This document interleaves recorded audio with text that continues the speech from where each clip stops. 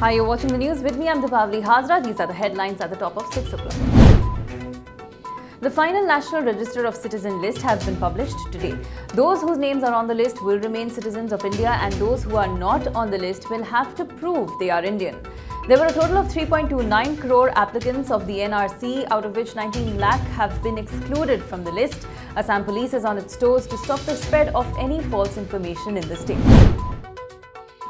Assam Chief Minister Sarbananda Sonowal assured that those people who have been excluded from the final NRC list can challenge their exclusion by filing appeals in the Foreigners Tribunal.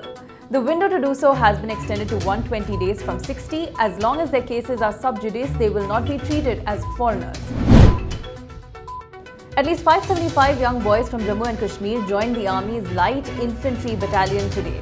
While addressing the passing out parade, Lieutenant General Ashwini Kumar said that the boys have a passion to serve the nation. He said the regiment was important as it was composed of largely locals from Jammu and Kashmir.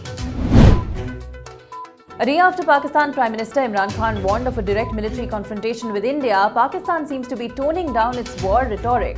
Pakistani Foreign Minister Shah Mahmood Qureshi is said to have sought bilateral talks with India based on some conditions. Qureshi said Pakistan has never opposed the idea of talks with India. At least 13 people are feared dead and 58 injured after an explosion at a chemical factory in Maharashtra's Dhule district. 100 workers were in the factory when the incident occurred. Prima facie, it appears that multiple cylinders exploded at the factory. Rescue operations are still underway. The family of the Sikh girl who was forcibly converted to Islam in Pakistan has denied reports of her return and arrest of those who are responsible. The girl's brother urged the Pakistan state to act. The MEA has also sought immediate remedial action from Pakistan.